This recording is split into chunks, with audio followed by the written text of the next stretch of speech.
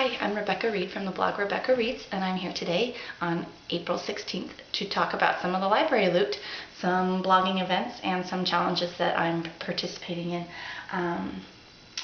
The month is more than half over, and I have finished a total of 2 books this month. So why have I checked out a number of books? Well, I blame it on my library. Next week, starting on Monday, the whole request system is going to be down. I can't request a whole. So I kind of panicked and requested a lot.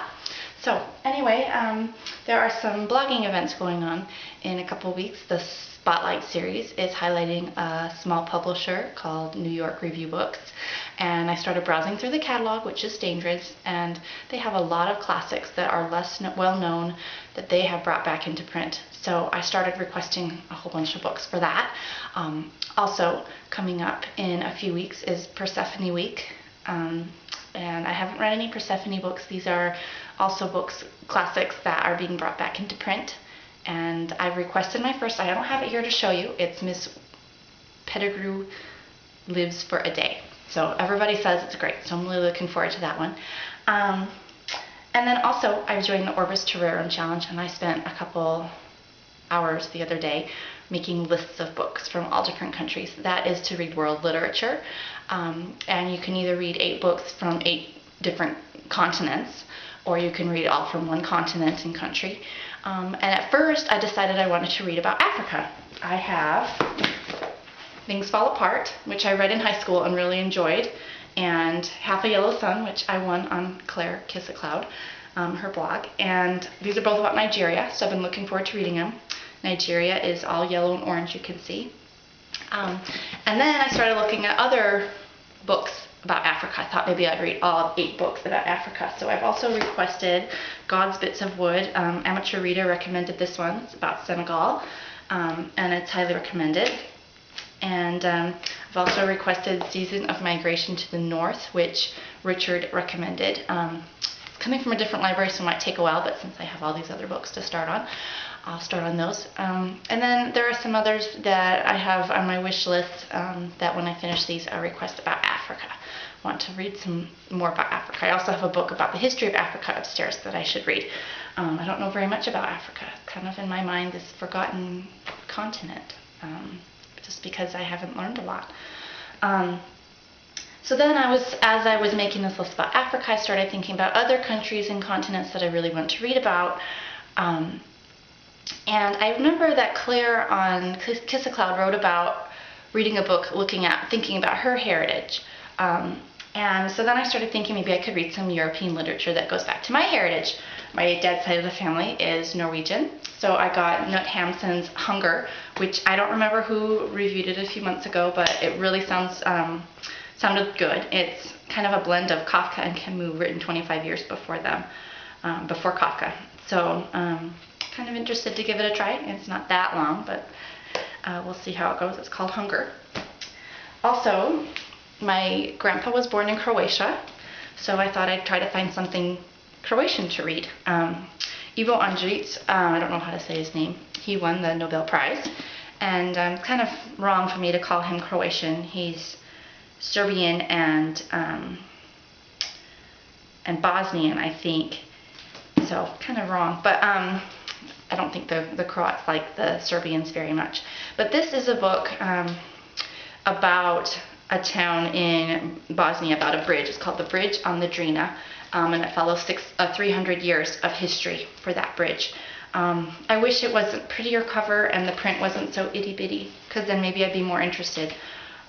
That's the problem, you pick up a book and if it doesn't look right, you might not be in the mood for it. But I do want to learn more about the Balkans, since that's kind of my heritage.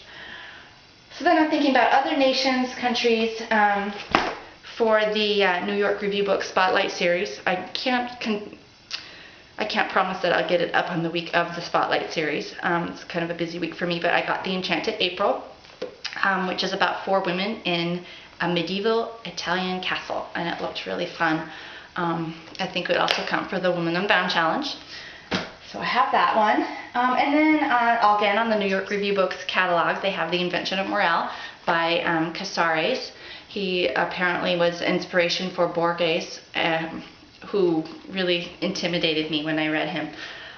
Try to a little bit. But I'm still going to try this. It's very slim. I also got it in Spanish, so maybe I'll try comparing. And I don't know why I think I can read Spanish, but I'm going to try. So that's Argentina, South America. I also want to read some Gabriel Garcia Marquez. I have my eye on Chronicles of a Death Foretold. Back to Europe, I have El Lazarillo de Tormes. This is in Spanish. I thought I requested it in English too. It's a New York Review book, but it didn't come in, and I can't find it on my list, so I must have slipped through the cracks with all these other books. This is one of the first Spanish novels, and it's a lot shorter than Don Quixote, so I might start with that. And then going to Europe, or going to Asia rather, I requested Love in a Fallen City, again a New York Review book by Eileen Chang, and it's short stories. And I've seen this around, so I thought I'd give it a try. It's China. And then going back to Japan. I am still working on my Japanese literature mini challenge for myself, but Jason at Mord at Sea reviewed Emma. It's a manga novel. I'm a bit intimidated by manga because not only is it graphic novel, but it goes backwards, which kind of is going to throw me off, I think, but maybe not. And graphic novels tend to go fast for me, so I thought I'd give it a try. So then I'm just missing Oceania and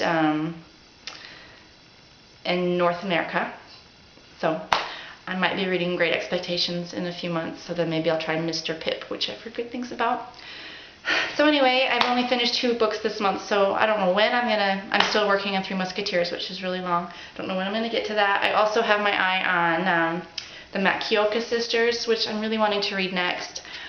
It's another Tanizaki book, and Tanabata said it's kind of Jane Austen-esque, but in Japan. So I kind of want to look forward to that. And then I'm really not feeling like reading Tolkien, but I feel like if I don't finish reading the 3 books, I've only read the first, and the read-along ends this month, so I'm supposed to be finishing the 3rd. I feel like if I don't read it, I'm never going to. So also this counts for the Once Upon a Time challenge, so I wanted to read the 2 Tolkien books. So anyway, that's my library loot, and I'm looking forward to reading, and hopefully I can get more than 2 books read this month. So have a good day. Bye.